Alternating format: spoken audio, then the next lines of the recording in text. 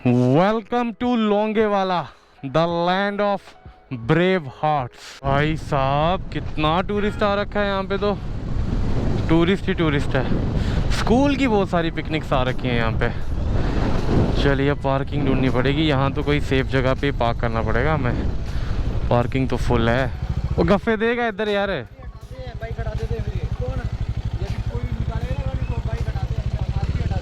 आजा थोड़ा आगे आजा, उस पासे होना ना, उत्थे ला जाने हैं।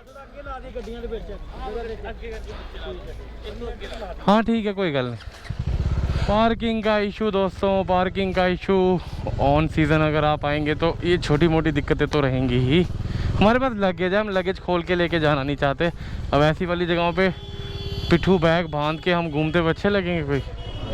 लोंगेवाला युद्ध स्थल एंट्री करते ही आपको दो टैंक दिख जाएंगे। लेफ़्ट वाली तरफ जो टैंक है उसका नाम है जोहर, राइट वाली तरफ जो टैंक है उसका नाम है जोरावर। और ये एंट्री कर रहे हैं हम। अगर आपने बॉर्डर फिल्म देखी होगी तो वो पूरी की पूरी इसी एरिया पे, इसी वॉर पे रिलेटेड है। ये जो आपको जीप दिख रही है, ये इस पे ना रिकॉइलर राइफल जो है वो माउंट करके फिर फायरिंग धर धर धर धर धर धर धर धर धर धर धर चलते फिरते धर धर धर धर धर। वॉर के दौरान ये पाकिस्तान का कैप्चर किया हुआ टैंक। ऐसे बहुत सारे टैंक हैं, ये तो थोड़ा सा अच्छी हालत में है, ख़राब हालत में भी बहुत सारे हैं। शेरमान टैंक, इस टैंक का नाम है M4 शेरमान टैंक। इसका आप ये देख सकते हैं, ये नीचे किया हुआ है क्योंकि ये हारा हुआ टैंक, कैप्चर किया हुआ टैंक। ये वाली जो जीप है ये है लांस नायक मथुरा दास की जीप, जिनकी बीवी बीमार थी और वो चले गए थे, लेकिन युद्ध जब स्टार्ट हो गया तो वो वापस आ गए। ये जीप है वो। ये एक और वार ट्रॉफीज़, ये भी पाकिस्तान का टैंक है कैप्चर किया हुआ। इसकी भी जो फ्रंट वाली नली आप देख सकते हैं वो नीचे है। भारत में सिविक सेंस की आपको पता होगा कितनी ज़्यादा दिक्कत है, साफ़ सफाई की कितनी ज़्यादा दिक्कत है। जहाँ जाते हैं गंद फैला देते हैं, उसके पीछे वजह है, मैं आपको बताता हूँ। पुरानी चलो जनरेशन जो थी वो तो हो गई, बुज़ुर्ग थे, उनको जितना पता था अच्छा बुरा सब ठीक है। अब जो आजकल की न्यू जनरेशन है, जो आने वाली जनरेशन है, वो किन से सीखेगी? वो अपने माँ बाप से सीखेगी। माँ बाप जो बच्चों को सिखाएंगे वही बच्चे सीखेंगे। आइए आपको एक ना मिसाल देता हूँ कि दिक्कत कहाँ आ रही है। बच्चे क्यों ऐसे ढीठ से होते जा रहे हैं दिन ब दिन, क्यों इतनी गंदगी फैल रही है, क्यों सिविक सेंस नहीं है, किसकी गलती है सबसे ज़्यादा? सरकार को सब लोग दोष दे देते हैं, खुद के गिरबान में कौन झांक के देखेगा? ये देखिए यहाँ पे लिखा हुआ है do not cross the chain, लेकिन ये जो पेरेंट्स हैं और इनका ये जो बच्चा है,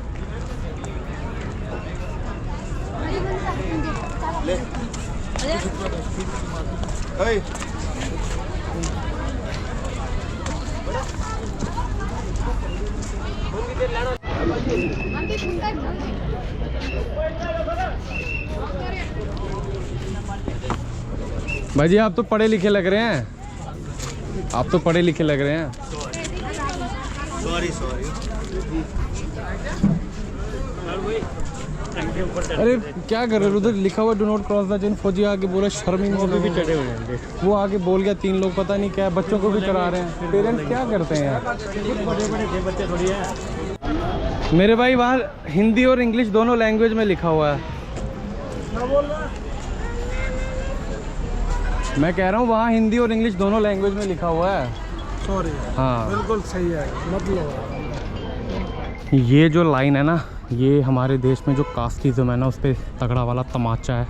कोई सिख, कोई जाट, कोई मराठा, कोई गोरखा, कोई मद्रासी, सरहद पर मरने वाला हर वीर था भारतवासी। रेत ही रेत है हर तरफ। देखिए यहाँ पे ये इस हिसाब से बंकर्स बनाए हुए थे। यहाँ पे ना चलना मुश्किल हो रहा है, और हमारे वीर जवानों ने यहाँ पे युद्ध लड़ा हुआ है और जीता भी हुआ है 2 बार। ये बंकर्स हैं।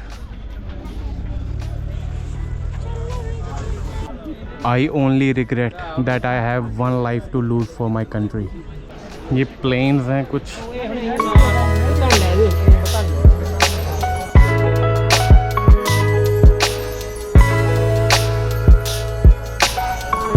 Longewala 1971 role of honour. आप देखिए वहाँ पे 23 Punjab, 4 Maratha, 13 Kumaon, 9 Jammu and Kashmir rifles, 9 Jammu and Kashmir rifles, 20 lancers, armoured, सब हैं। सब के सब हमारी इंडियन आर्मी है। लेकिन एक होता है ना, जहाँ से आप हो, जहाँ से हम बिलोंग करते हो, वहाँ पे जब आपको पढ़ने को आता है तो आपको खुशी मिलती है। ये देखिए वीर भोग्य Vasundhara, 3 Rajputana rifles, the Dogra regiment, 8 Dogra, अच्छा लगता है जान के, अच्छा लगता है देख के कि हमारे भाइयों ने, हमारे पूर्वजों ने भी राष्ट्र सुरक्षा में जो है अपना योगदान दिया हुआ है।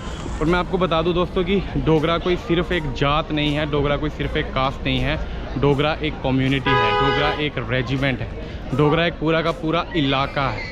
ये सब जातिवाद, कास्ट, रिलीजन, जियोग्राफिकल बेसिस पे tribes and this and that, ये सब तभी तक है जब आप किसी एक स्पेसिफिक एरिया तक रहते हो। जब राष्ट्र की बात आती है ना, ये बात आपको तब समझ आएगी जब आप कंट्री से बाहर जाते हैं ना, तो आप इंडियन कहलाते हैं, आप भारतीय कहलाते हैं। आर्मी जो है वो कोई पंजाब रेजिमेंट या डोगरा रेजिमेंट या सिख रेजिमेंट या राजपूताना रेजिमेंट नहीं कहलाएगी, वो सीधा का सीधा इंडियन आर्मी कहलाएगी। रेस्ट समझदार को इशारा काफ़ी है। ये सब मुद्दों पे, ये सब बातों पे आप जितना घुसोगे ना उतना ज़्यादा डिवाइड होते जाओगे। हमें यूनाइटेड रहना है, और यूनाइटेड क्यों रहना है, ऐसी जगहों पे आइए आपको पता चलेगा कि भारत को जो है पूरा एकजुट होने की क्यों ज़रूरत है, क्यों कास्ट, रिलीजन ये सबसे ऊपर निकल के हमको जो है राष्ट्र निर्माण की तरफ ध्यान देना चाहिए। जीतू भाई, यहाँ पे एक कुआं भी था, कुएं का क्या स्टोरी है? तो देख के नहीं आया मैंने देखा लेकिन वो थोड़ा बंद किया हुआ उसको ना। हाँ, पर बंद उसकी स्टोरी ऐसी है, जब इंडिया पाकिस्तान का युद्ध होता ना, हाँ, तो जब वो हार रहे थे तो पाकिस्तानी उसमें जाते जाते उसमें ना जहर डाल के चले गए। अच्छा, ये पी के मर जाएंगे कि हम तो हार चले, इनको भी नहीं छोड़ेंगे। बट उसके बाद पिया नहीं पिया पता नहीं है, किसी ने नहीं पिया था। पर उसके बाद सरकार ने साफ करवाया था वो। अच्छा, और उसके बाद भी गाँव वाले ने पीना नहीं, मतलब पिया नहीं। तो अभी इसको बंद ही कर दिया वो हुआ है। डर था ना कभी अभी भी जहर पड़ा हो। हाँ, तो फिर उसके बाद अभी बंद ही, अब तो वो ऐसे मतलब मेमोरियल की शोभा बढ़ा रहा है। ठीक है भाई, अभी भी है। जय जवान जय किसान। जय किसान, जय जवान जय किसान। अब वापस जो है हम वो तनोत वाले रास्ते से नहीं जा रहे, यहीं से रामगढ़ और जैसलमेर का शॉर्टकट रास्ता है। नहीं तो अगर वापस जाएंगे ना तो हमको 60 किलोमीटर एक्स्ट्रा करना पड़ेगा। तो अब निकल जाएंगे हम लोग। आज पहले रामगढ़ पहुंचेंगे, वहाँ पे कुछ खाना पीना करेंगे, थोड़ा बहुत ब्रेक लेंगे, चाय वाय पियेंगे। यहाँ पे भी रुक सकते हैं लेकिन यहाँ पे रुक नहीं रहे क्योंकि क्राउड है। क्या बोल रहे हो जीतू भाई? यहाँ यार बहुत ज़्यादा क्राउड है, आप क्या बोलते हो? दिक्कत होती है हमको। तब ऑफ सीजन, आप ऑफ सीजन आए होंगे ना? मैं आता फरवरी में, हर बार फरवरी। अच्छा, चलिए दोस्तों निकलते हैं यहाँ से। रामगढ़ के आसपास या फिर पहले अगर कोई ढाबा मिल गया एकांत में, वहाँ पे जाके हम लोग चाय पियेंगे, क्योंकि हम दोनों को ना क्राउड में थोड़ा सा दिक्कत हो जाता है। हमने एक्सपेक्ट ही किया था कि इतना ज़्यादा टूरिस्ट यहाँ पे भी होगा, लेकिन है क्योंकि लास्ट दिन चल रहे हैं, सबको ऑफ एंड छुट्टियाँ हैं तो लोग घूम रहे हैं, बहुत अच्छी बात है। बाइकर भी मेरे को काफ़ी सारे दिखे हैं यहाँ पे। आधे घंटे में हम जो है वो रामगढ़ पहुँच जाएंगे, फिर उसके बाद 1-1.5 घंटे के बाद हम लोग शाम को आज जो है जैसलमेर के आसपास पहुँच जाएंगे। वैसे हमें जल्दी कोई नहीं है, अभी टाइम बहुत है, आराम से चलते हैं। क्या आधा घंटा 1 घंटा, हमको कौन सा कहीं जाना है, आराम से चिल करते हुए जाते हैं। हो सकता है बीच में कोई अच्छी सी लोकेशन और आ जाए, अच्छी जगह आ जाए। वो वहाँ पे एक बंकर सा दिख रहा है, नज़ारे ही नज़ारे हैं। देखो पहले पीछे वो इतना सारा रेत आई, रेत में जो है पेड़ थे, घास वाले पेड़ थे। अब जो है वापस से उस वाली तरफ मैदान आ गया पूरा, और वो मैदान जो है वो कोई खाली मैदान नहीं है, वो रेत का मैदान है। आपके लिए चलना मुश्किल हो जाएगा, इतनी गर्म रेत होती है। जस्ट इमेजिन कि जब समर्स होते होंगे तब क्या हालत होती होगी दिन में रेत पे।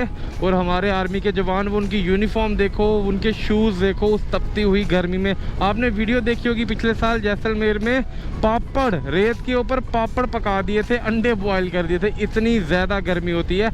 ऐसे ही जो हम लोग फ्रीली घूम रहे हैं ना यहाँ पे इन रोड्स पे, ये सब का सब हमारे जवानों की बदौलत। हमारा as a civilian, as a citizen बस इतना सा फर्ज बनता है यार कि हम अपनी इकोनॉमी को थोड़ा बूस्ट करें, अर्निंग करें, कैश फ्लो को अच्छे से चलाएं, जीडीपी को जो है वो ग्रो करें, करप्शन को ख़त्म करें, सिविक सेंस में रहें, साफ़ सफाई का ध्यान रखें। गाली गलोच, ये सड़कें हमारी गंदी थूकी जा रहे हैं, ये सब हमारे आर्मी वाले जवानों की, हमारे पैरामिलिट्री, हमारी सेंट्रल आर्म पुलिस फोर्सेस, हमारी पुलिस फोर्सेस, सबकी रिस्पेक्ट करें, हमारे किसानों की रिस्पेक्ट करें। तो पता है भारत देश में ना सब कुछ है, हर एक चीज़ है, बस हम लोग एक दूसरे पे ब्लेम करते रहते हैं।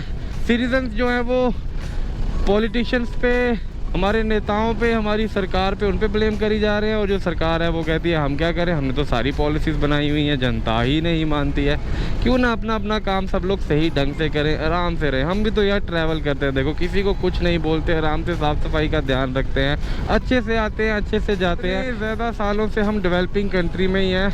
ऐसे अगर हम लोग सब अपना अपना काम सही ढंग से, सही ईमानदारी से करते जाएंगे, चाहे कोई भी इंसान है, कोई भी काम कर रहा है, ज़रूरी नहीं है कोई फ़ौज में है, कोई पुलिस में है, कोई प्राइवेट सेक्टर में है, कुछ भी आप काम कर रहे हो बस उसको ईमानदारी से करो, ब्राइवरी, करप्शन, ये सब चीज़ें बंद करो, साफ़ सफाई का ध्यान रखो। और यार सिविक सेंस, थोड़ा थूकना बंद कर दो, गंद डालना। देखो गंद डालने का एक तरीका होता है, हम डस्टबिन में सामान डालते हैं, वो वाले भी जो कचरा सफाई वाले हमारे जो भाई आते हैं, सफाई वाले भी उठा के कहीं ना कहीं वो डंप करते हैं। अब रोड के ऊपर फेंक देना और रोड के साइड पे वो कहीं दूर जाके है तो दोनों ही गलत। लेकिन देखने में कोई बाहर से आ रहा है, हमारे देश पे आ रहा है, उसको थोड़ा सा ये देखो कितना साफ रोड है कि नहीं, कितना साफ रोड है। पुरानी जनरेशन को समझाना तो बहुत ही ज़्यादा कठिन है, क्योंकि जिनका 50, 60, 70 साल एज होगी है वो अब कहाँ ही बदलेंगे। लेकिन यार यंग जनरेशन और जो अपकमिंग जनरेशन है उनका तो सुधार किया जा सकता है ना। आप अपने बच्चों को तो पेरेंट्स सिखाइए ना, अपने छोटे भाइयों को, बहनों को सिखाइए कि रोड के ऊपर रजनीगंधा खा के थूकना नहीं होता है। बस में से अगर आप गाड़ी में कुछ भी खा रहे हो, अगर ख़त्म हो गया रैपर, गाड़ी से एकदम से बाहर नहीं फेंकना होता है। अगर कहीं पे कोई इंस्ट्रक्शन दी हुई है, कहीं पे कोई गाइडलाइन दी हुई है, कहीं पे लिखा हुआ है कि यहाँ पे चेन क्रॉस मत करो, तो आपको अपने बच्चों को जो है ज़बरदस्ती उठा के चेनें पार करवानी नहीं है। ये सब मानना होता है। आपसे ही तो आपके बच्चे सीखेंगे ना, आप खुद ही उनको बढ़ावा दिए जा रहे हो। घूम फिर के ना वो सब फिर आप ही के ऊपर आता है। वो बच्चे बड़े हो जाते हैं, फिर वो आपको बताते हैं अपने तरीकों से। Karma is real bro, Karma ऐसे ऐसे घूमता जाता है, घूमता जाता है, घूमता जाता है। सिविक सेंस का इतना बुरा हाल है हमारे देश में कि लोगों को लगता है कि ये सब करने से ना वो कूल बन जाएंगे। ये देखिए, नाम मिटा दिया हुआ किसी ने जानबूझ के अच्छे खासे तरीके से। मन तो करता है कि बद्दुआ निकाल दूँ गंदी वाली, लेकिन क्या ही बोलूँ। ये ना आपको तब समझ आएगा जिसने भी ये किया हुआ, जिस दिन आपके परिवार का कोई सदस्य, आपकी अपनी औलाद शराब पीकर गाड़ी चलाएगी और वो खुद भी चली जाएगी और औरों को भी साथ में ले जाएगी, उस दिन आपको समझ आएगा। ये एक गांव आया है दोस्तों, यहाँ 7-8 घर हैं और देखो लाइफ तो टफ है यार। यहाँ पे जो भी कहो, हम तो घूमने के लिए आए हुए हैं, हमको तो ठीक है, लेकिन लाइफ टफ है। देखो एक टावर लगा हुआ है, पानी का दूर दूर तक पता नहीं, कोई दुकान नहीं, राशन नहीं, कुछ नहीं, बस घर ही हैं। अभी पक्के मकान बनाए जा रहे हैं, अब जाके पक्के मकान बनाए जा रहे हैं। यहाँ पे थोड़ा सा कम डेवलपमेंट होती है, क्योंकि बमबारी युद्ध पता ही है ना आपको। वो देखिए वहाँ पे ऊँट वो खा रहा घास, रेगिस्तान का जहाज़। मुझे ऐसा लगता है, जितना मैंने नोटिस किया हुआ है ना, चाहे मैं इस वाली तरफ आता हूँ, चाहे मैं लद्दाख वाली तरफ जाता हूँ, या फिर और भी 3-4 एरियाज़ हैं वहाँ पे जाता हूँ। अभी बॉर्डर्स पे मैं अभी तक गया हूँ ना, चाहे सिक्किम वाली तरफ ले लो, अरुणाचल प्रदेश वाली तरफ ले लो, लद्दाख वाली तरफ ले लो, कश्मीर वाली तरफ ले लो, जम्मू वाली तरफ ले लो, और अब ये जैसलमेर वाली तरफ ले लो। आपका अगर ध्यान देंगे ना दोस्तों, खासकर वो जो लद्दाख वाला एरिया है और अरुणाचल वाला एरिया, आप कभी ध्यान देना, जिस हिसाब से वहाँ पे आर्मी डिप्लॉयड है, हमने कभी इतना ज़्यादा आर्मी का दिखाया नहीं, क्योंकि वो सही रहता नहीं है, रिस्ट्रिक्टेड जोन रहता है। जहाँ जहाँ अलाउड है वहीं पे हम लोग कैमरास लेके जाते हैं। मुझे ऐसा मैंने ध्यान दिया कि देश जो है ना, वो चुपचाप, वो वाले भी अपनी तैयारी कर रहे हैं और हमारे वाले भी अपनी अपनी तैयारी कर रहे हैं। वक्त जब आएगा ना, धूम धूम धूम। डिफेंस स्ट्रॉन्ग होना बहुत बहुत बहुत ज़्यादा ज़रूरी है। लेकिन ये अग्निवीर का शॉर्टकट में बस इतना ही बोलूँगा कि जो दीमक होता है ना, वो अंदर से खाता है, बाहर से नहीं खाता है। वैसे ही युद्ध जो होता है ना, बाहर वाला कोई कंट्री कोई हम पे हमला कर देगी, कोई घुसपैठिया आ जाएगा, वो अलग बात है।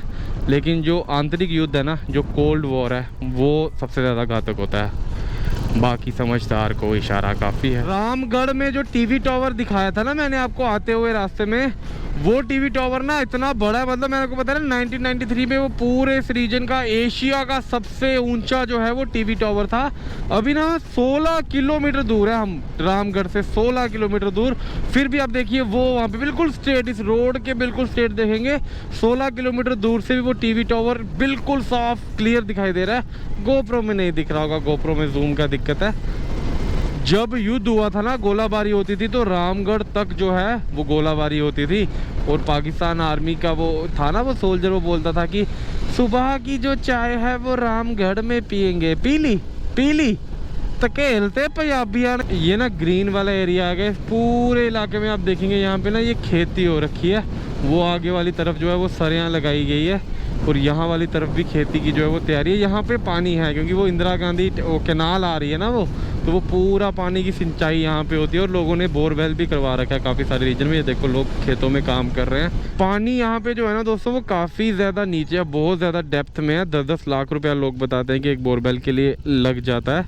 लेकिन अब ऐसा है कि यहाँ पे कैनाल भी एक आ गई, और 2 छोटी छोटी नहरें मैं और देख रहा हूँ, उनका कंस्ट्रक्शन चल रही है। अब शायद से आने वाले टाइम पे यहाँ पे भी फार्मिंग हुआ करेगी। कितनी सुंदर लग रही है यार सरसों। हो ओनो येलो रंग सोने लग दे, फुल सरसों दे सोंग दी फिरे। 3 छोटी छोटी नहरें जो है वो पीछे अंडर कंस्ट्रक्शन है और ये है वो इंदिरा गांधी कैनाल योजना, बड़ी वाली, बहुत बड़ी। पानी ही पानी। जैसलमेर से लगभग ये एरिया होगा अराउंड 25 के आसपास। अरे अरे अरे अरे अरे अरे कैमल जी, ये तो टांग भी बहुत लंबी वाली मारते हैं, थोड़ा दूरी होके ही निकालना चाहिए। मिरर में देख लिया था मैंने, पीछे कोई है नहीं। इसने मेरा रास्ता काट दिया ना, जैसे लोग कहते हैं ना बिल्ली ने रास्ता काट दिया, अपना रास्ता बदल लो। अरे बिल्ली ने रास्ता काट लिया तो थोड़ा सा संभल के चलो। ज़्यादा अगर आप छपरी पंथी से जा रहे हो, कहीं से वो करके जा रहे हो तो वो मत करो, आगाह रहो। अगर आप उस पर बिलीव कर रहे हो तो ये थोड़ी आप जा रहे हो तो आपने रास्ता ही बदल लिया। ऐसा तो कहीं पे युद्ध हो गया, बोले बिल्ली रास्ता का लिए, रास्ता ही बदल लो। विश्वास मानो, अंधविश्वास मत मानो। Darling I like you but not so fast. Naughty naughty हो गया ये तो। यदि आप विवाहित हैं तो गति को त्याग दें। If you are married divorce speed. जे तो बोए भरे दो ते जेड़ी तेजी है उसी तलाक दे दियो। Welcome to Ramgarh.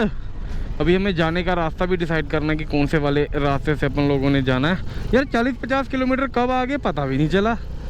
मक्खन रोड थे एकदम यार, मक्खन। जाते वक्त हम लोग इस वाले रास्ते से गए हुए थे। अपना थोड़ा रहता है कि अगर 2 रास्ते हैं तो जिस रास्ते से गए हैं उस रास्ते से आना नहीं है, घूमते फिरते हुए आना है, अच्छा लगता है थोड़ा। अगर रास्ते हैं तो क्या बोलते हो, चाय पी लेने। मैं तो ये कह रहा हूँ कि 40-50 किलोमीटर पता भी नहीं चले। ये वाले आगे पिछले वाले, और 50 किलोमीटर जैसलमेर रह गया। 40 किलोमीटर पिछला था तनोद से वहां तक, और ये कितना था 20, ये भी 50 था। 100 किलोमीटर कर दिया हमने। क्या बात कर रहे हो, है ना मक्खन एकदम। चलिए दोस्तों, हम पहले श्री बीकानेर मिष्ठान भंडार में चाय और कुछ भोजन करेंगे, थोड़ा बहुत हल्का फुल्का कुछ खाएंगे, कचौरी वचौरी। मैं क्या कह रहा हूँ, पाकिस्तानी तो बेचारे चाय नहीं पी पाए रामगढ़ की, तुम तो पी लो, तुम तो भारतीय हो, तुम तो पी लो। दोस्तों रामगढ़ से निकले तो चाय जरूर पी के जाए यहाँ से। गोप्रो को चार्ज लगा दिया हुआ है वापस से। चाय आ चुकी है और साथ में आ चुकी है यहाँ की फेमस मशहूर कचौरी, साथ में ही है इमली की ये चटनी। चलिए खाते हैं, रेस्ट करते हैं थोड़ी देर और फिर निकलते हैं जैसलमेर की ओर। ज़्यादा ही खुश नहीं लग रहे कुछ, तुम ज़्यादा ही खुश लग रहे हो, कुछ चमका मार रहे हैं। सच्ची हाँ। बिना नहाए ऐसे खाना हम लोग मोस्टली 2 टाइम ही करते हैं, इधर ब्रेकफास्ट और डिनर करते हैं या फिर हम लोग ब्रंच और डिनर करते हैं। अभी हमने मॉर्निंग में ब्रेकफास्ट किया था और अब जो है 2-2 कचौरी और 2-2 चाय पी ली हुई है। अब सीधा जाके जैसलमेर जाएंगे और वहाँ पे जाके राजस्थानी थाली खाएंगे। 3-4 आइटम मिलती है राजस्थानी थाली, तो आपको पता ही है। इस वाले एरिया में ना हमको थाली मिली नहीं ज़्यादा, थाली सीजन थोड़ा कम है। रामगढ़ के बाद सीधा तनोद जाके आपको पेट्रोल पंप और बाकी जो खाने पीने का सामान है वो मिलेगा। तनोद से सीधा लोंगे वाला मिलेगा, बीच में 1-2 कैफ़े आएगा जिसपे लिखा होगा, 3-4 ऐसे कैफ़े होंगे जहाँ पे लिखा होगा कि भारत का आखिरी कैफ़े, भारत का आखिरी रेस्टोरेंट। और उसके बाद जैसे ही आप लोंगे वाला से निकल जाएंगे फिर आपको सीधा जो खाने पीने का चीज़ है, सामान है, पेट्रोल पंप जो है वो भी आपको रामगढ़ में ही मिलेगा। अभी हम डिसाइड कर रहे हैं कि जैसलमेर आज पहुंच जाएं कि रहने दें या फिर बीच में ही कहीं पे कैंपिंग कर लें। लेकिन जैसलमेर से 7-8 किलोमीटर पहले हमें एक ढाबा वाला मिले हुए थे, भैया जी अंकल जी, उन्होंने बोला हुआ है कि वापस जब भी आप आएंगे तो हमारे पास ही रुकिएगा। अभी देखते हैं, लगभग 2-2.5 घंटे का रास्ता है, 5:30 बज चुके हैं, 7, 7:30, 8 बजे तक हम लोग मोस्टली आराम से अगर चलेंगे तो पहुँच जाएंगे हम लोग जैसलमेर। ये यहाँ पे एक पेट्रोल पंप है, इसके बाद ये भारत पेट्रोलियम है, आगे जाके एक नयारा का पेट्रोल पंप आएगा। और अब बीच बीच में आपको जो है 30-30 किलोमीटर के बाद, 40-40 किलोमीटर के बाद पेट्रोल पंप मिलते रहेंगे। मोकला 36, जैसलमेर सिर्फ 65 है। अगर नॉर्मली हम लोग 60-70 की स्पीड पे भी चले तब भी 1 घंटे में पहुंच जाएंगे। गाड़ियों की ओवरलोडिंग को लेके आपने कई बार देखा और सुना होगा कि सरकार जो है वो सख्ती दिखाती है, चालान भी बहुत सारे काटती है। ऐसा माना जाता है जब आप व्हीकल में ओवरलोडिंग करते हैं तो जो रिस्क है मिसहैप का, एक्सीडेंट का, वो ज्यादा बढ़ जाता है। गाड़ी आपकी जो है बीच रोड के खराब हो जाती है, टायर्स आपके जो है वो पंक्चर हो जाते हैं। ये देखिए सामने जीती जाती मिसाल, ये पूरा का पूरा लोडेड है, इस पे कंकर भरा हुआ है और एक तरफ ये ऐसे हो गया, टिल्ट हो चुकी है लेफ्ट साइड पे। किसी भी टाइम पे कोई भी कट आएगा, कुछ भी आएगा, ये पलट जाएगी, पलटने का खतरा रहेगा। अगर पंक्चर होगी, टायर बर्स्ट हो गया तब भी ये थोड़ा सा डिसबैलेंस हो जाएगी। रिस्क जो है वो हमेशा बना रहता है। और ये पीछे वाला जिसने ओवरलोड कर रखा है, आपने कट देखा बस वाले ने कैसे मारा, जो पीछे इसने ओवरलोड कर रखा है, पीछे से जो इसका ढाला है वो कभी भी खुल जाएगा, कुछ भी हो सकता है। इसीलिए सरकार कहती है कि ओवरलोडिंग नहीं करनी है। आए दिन ऐसे बहुत सारे केसेस होते हैं जिसमें ओवरलोडिंग की वजह से कुछ ना कुछ नुकसान जान माल का होता ही रहता है। ये वही महादेव जी का मंदिर है। मैंने जीतू भाई को बोला था जाते भाई यहाँ पे कैंपिंग कर लेते, तो बोलते नहीं नहीं इससे ज़्यादा अच्छी जगह है, और अंकल जी ने बोला हुआ है कि वहाँ पे आके हमारे पास आके रुकिएगा।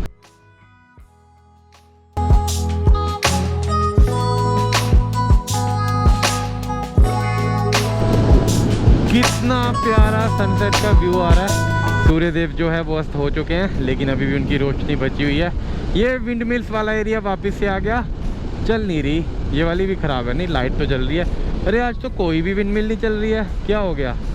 कोई लाइट ज़्यादा प्रोड्यूस हो गई है कि कोई माल फंक्शनिंग हो गई है? ओह हवा ही नहीं होगी शायद, लेकिन हवा के लिए भी थोड़ा सा पुश होता होगा ना, मुझे ज़्यादा नॉलेज है नहीं सबकी। ये रेल का दोस्तों साथ साथ में ना ट्रैक जा रहा है, ट्रेन जाती है यहाँ से पूरा आगे तक ट्रेन जाती है। पहले पाकिस्तान भी जाती थी समझौता एक्सप्रेस करके, यहाँ से भी जाती थी, अमृतसर से भी जाती थी, लेकिन अभी बंद है, अभी नहीं जाती, अब बस इंडिया में ही रहती है। वही पेट्रोल पंप और वही ढाबा माँ चामुंडा केटर्स आ चुका है दोस्तों वापस से। आपको पता है इसके साथ में ना एक रास्ता जा रहा है, ये वाला जो सीधा रास्ता जा रहा है ना दोस्तों, ये साम विलेज जाता है। और जहाँ पे हम तनोत माता लोंगे वाला थे ना, वहाँ से साम विलेज 150 किलोमीटर्स के आसपास था, 100+ किलोमीटर से, और यहाँ से बस 40 किलोमीटर आसपास है।